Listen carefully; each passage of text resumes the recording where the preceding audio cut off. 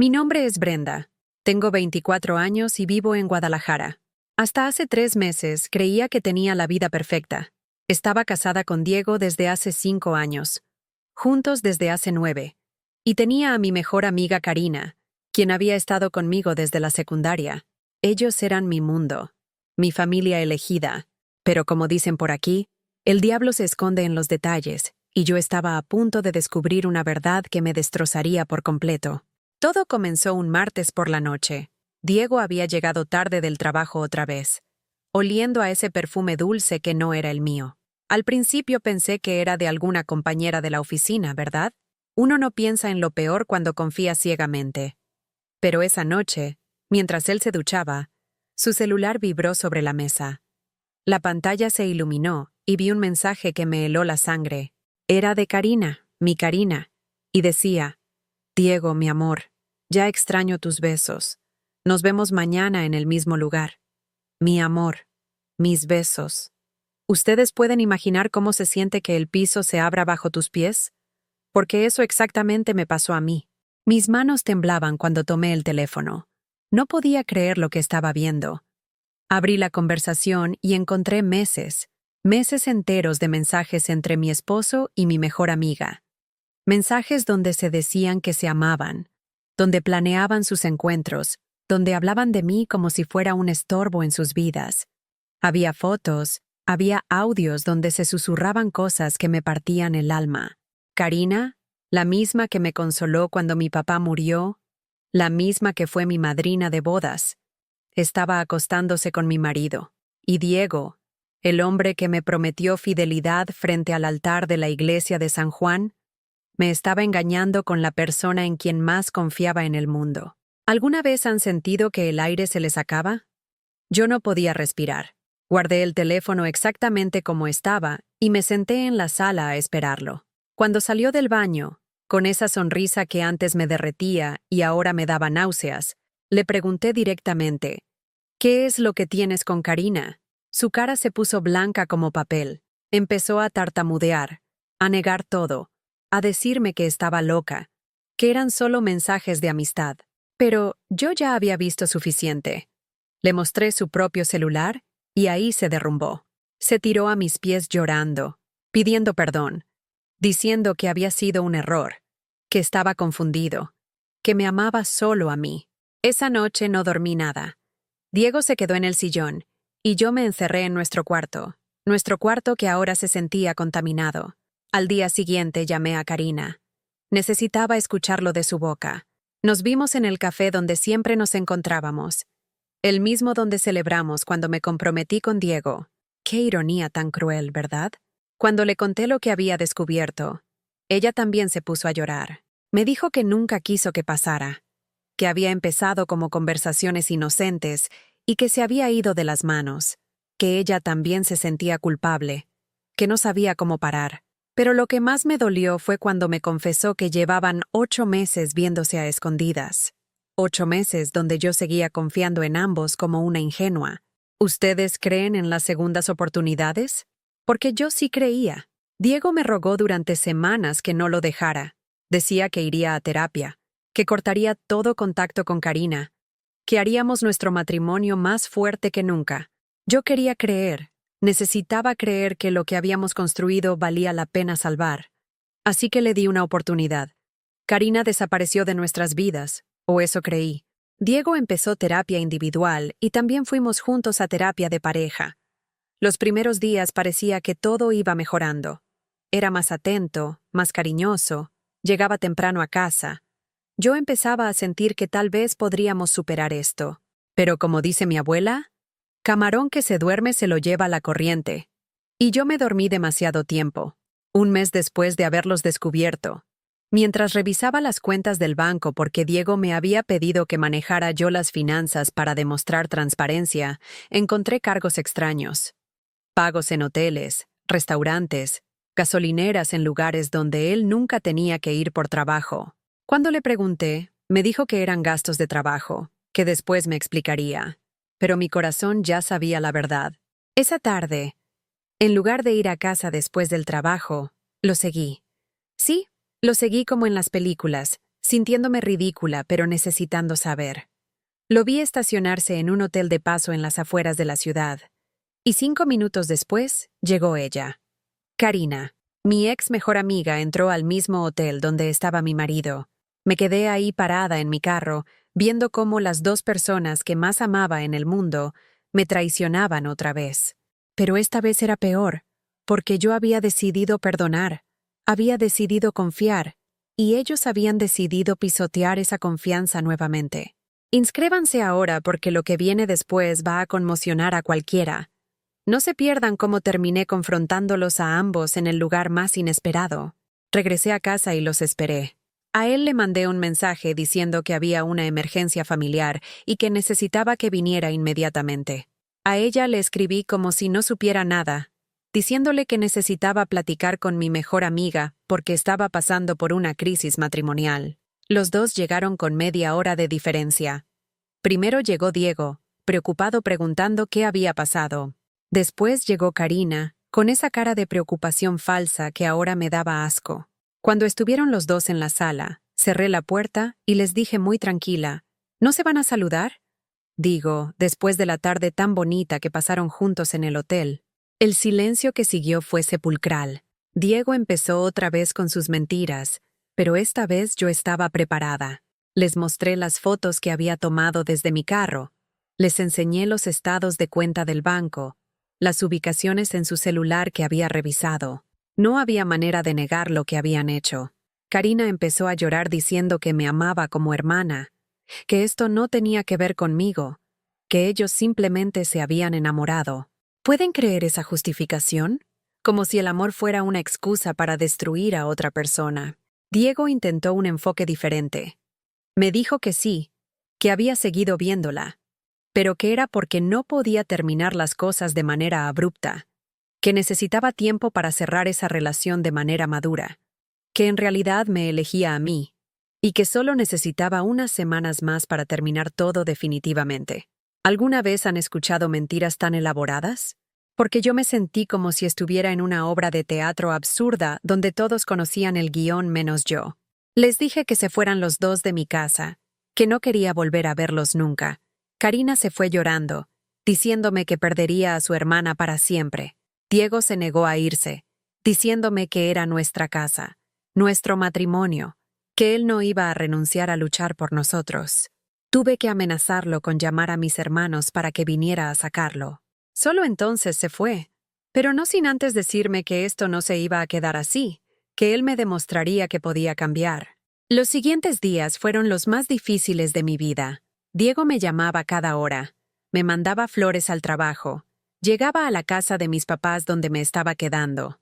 Mis papás, por cierto, siempre habían desconfiado de él. Mi mamá me decía, «Mija, un hombre que te traiciona una vez, te va a traicionar siempre». Pero mi papá era más directo. «Ese cabrón no te merece, Brenda, y tú lo sabes». Y tenían razón, pero cuando has invertido 9 años de tu vida en una persona, dejarlo ir se siente como arrancarte una parte del alma. ¿Ustedes qué hubieran hecho en mi lugar? Escriban en los comentarios si creen que debería haberle dado otra oportunidad o si hice bien en mandarlo al carajo, porque yo estaba completamente perdida. Karina también intentó contactarme. Me escribía cartas larguísimas explicándome sus sentimientos, cómo había comenzado todo, pidiéndome perdón. Una de sus cartas llegó hasta mi trabajo. En ella me contaba que había empezado cuando yo estuve hospitalizada el año pasado por la apendicitis. Diego se había quedado muy asustado y había buscado consuelo en ella. Una cosa llevó a la otra, y cuando yo salí del hospital, ellos ya tenían sentimientos profundos. Me decía que habían tratado de alejarse, pero que el amor es más fuerte que la razón. Esa carta me enfureció más que cualquier cosa. ¿Cómo se atrevía a romantizar lo que me habían hecho? ¿Cómo podía llamar amor a esa traición tan cobarde? Pero lo que me terminó de romper fue enterarme de que toda mi familia lo sabía. Mi prima Andrea me confesó que había visto a Diego y Karina besándose en Plaza del Sol hace 3 meses, pero que no se había atrevido a decirme porque no quería destruir mi matrimonio. Mi hermana mayor, Claudia, me dijo que Diego había estado muy raro en la última reunión familiar, muy distante, y que Karina había estado evitándome cuando nos juntábamos todas. Hasta mi cuñado había notado algo extraño. Resulta que yo era la única pendeja que no se daba cuenta de lo que estaba pasando en mi propia vida. La terapia individual me ayudó mucho en esas semanas. La doctora Martínez, mi psicóloga, me explicó que las traiciones de este tipo generan un trauma similar al de las víctimas de accidentes. Tu cerebro no puede procesar que las personas en las que más confías sean las que te lastimen. Me dijo algo que nunca voy a olvidar. Brenda, el problema no es que tú no fueras suficiente. El problema es que ellos no fueron suficientemente dignos de tu amor. Esas palabras me dieron un poquito de paz en medio de tanto caos. 2 meses después del descubrimiento, Diego apareció en mi trabajo un viernes por la tarde. Se veía demacrado, había perdido peso, tenía ojeras terribles.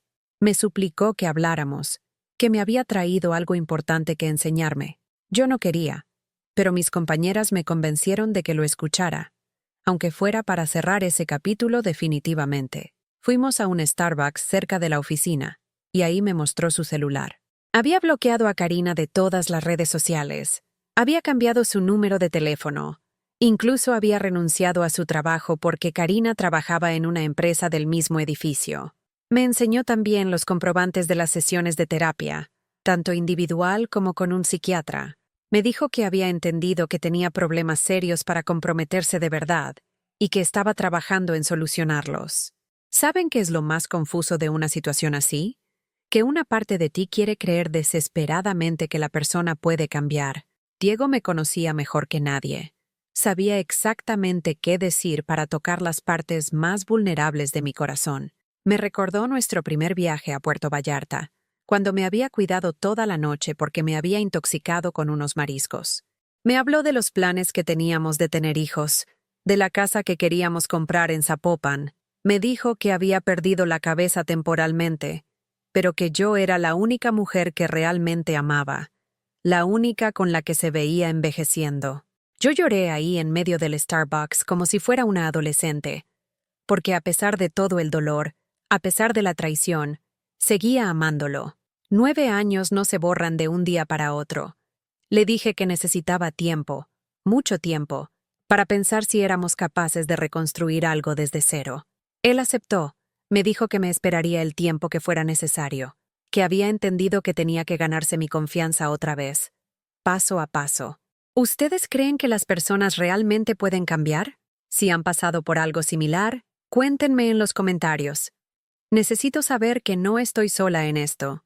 Pasaron 6 semanas de conversaciones cuidadosas, de citas supervisadas en lugares públicos, de terapia de pareja 2 veces por semana.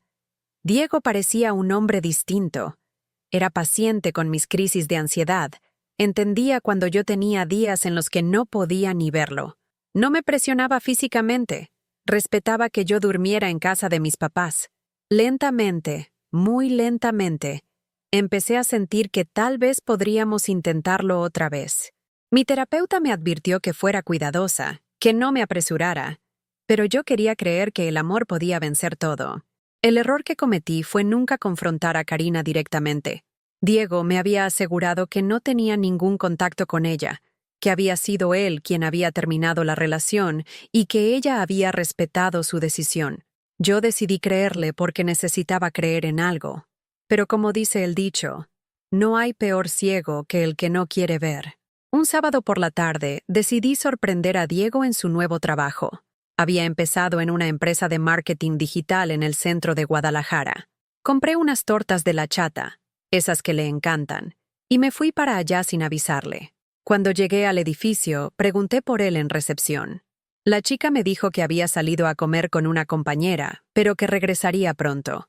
Me quedé esperando en el lobby, emocionada por sorprenderlo.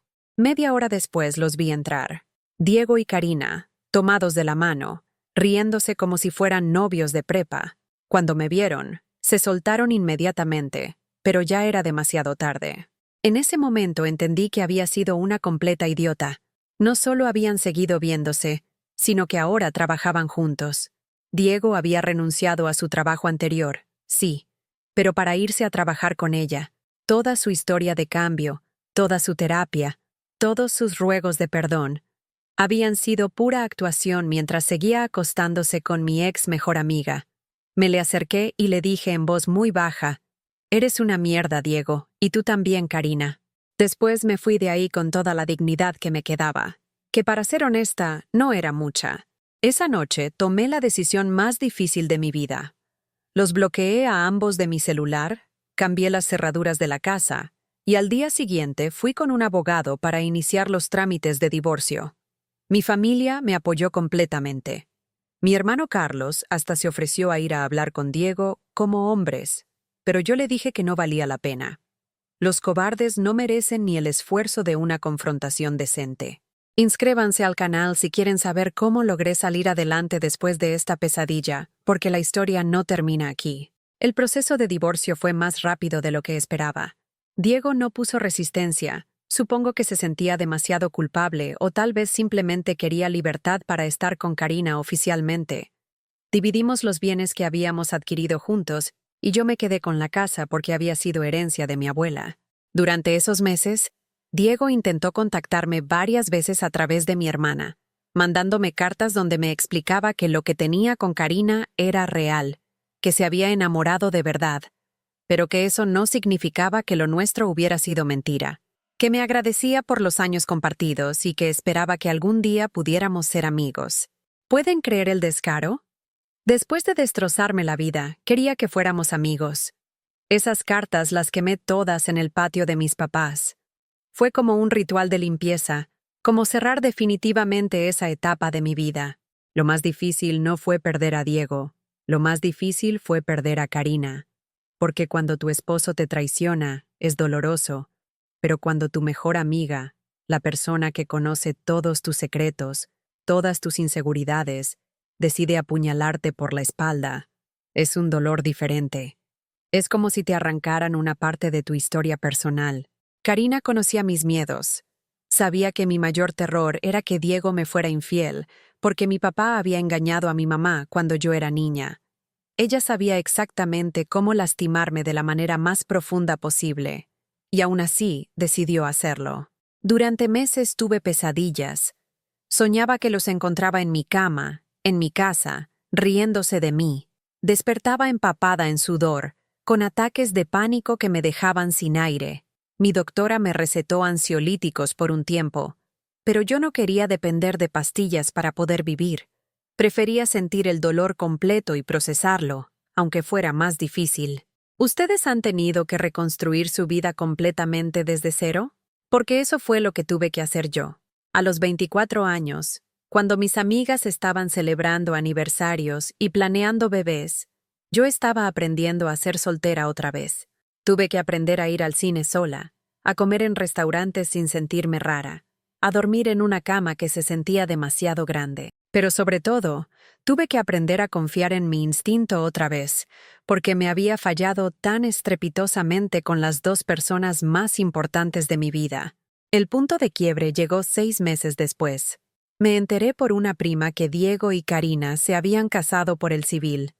Una boda pequeña, íntima, solo con sus familias más cercanas. La ironía era brutal. Ella había conseguido lo que había querido desde el principio, y yo había sido solo un obstáculo en su historia de amor. Esa noche lloré como no había llorado desde el día del descubrimiento, pero fueron las últimas lágrimas que derramé por ellos.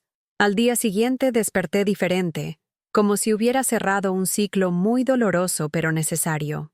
Decidí hacer algo drástico.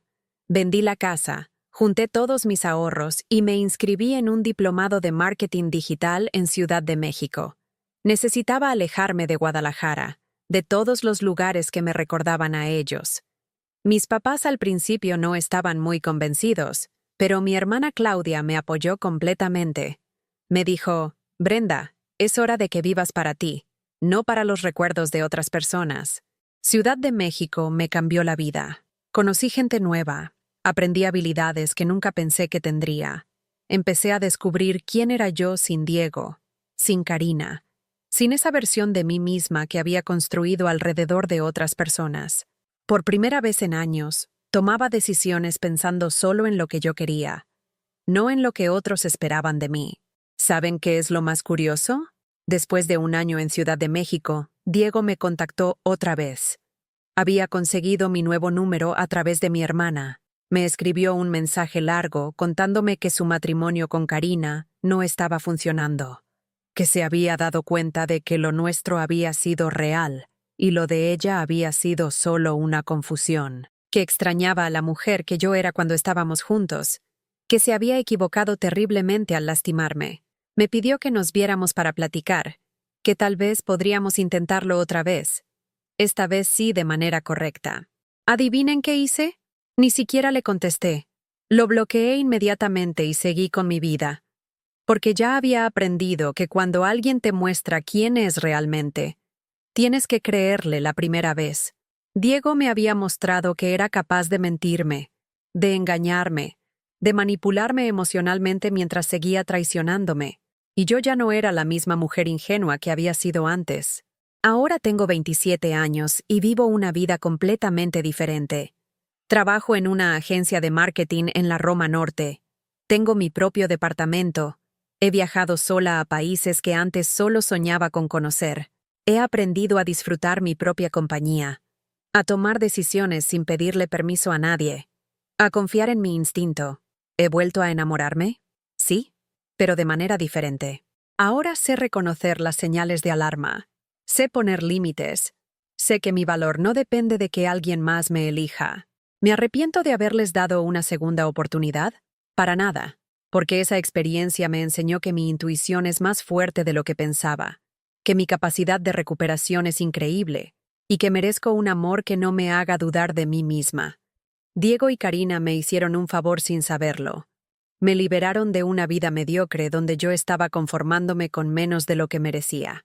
A las mujeres que están pasando por algo similar, les digo esto. La traición duele como el demonio, pero no es el fin del mundo. Es el principio de una vida donde ustedes van a ser las protagonistas, no las víctimas. No se queden atrapadas en ciclos de perdón que solo las lastiman más. Si alguien las traiciona una vez, puede ser un error. Si las traiciona 2 veces, es una decisión. Y ustedes merecen a alguien que las elija todos los días, no solo cuando les conviene. Diego y Karina siguen casados, según tengo entendido. No sé si son felices y francamente no me importa.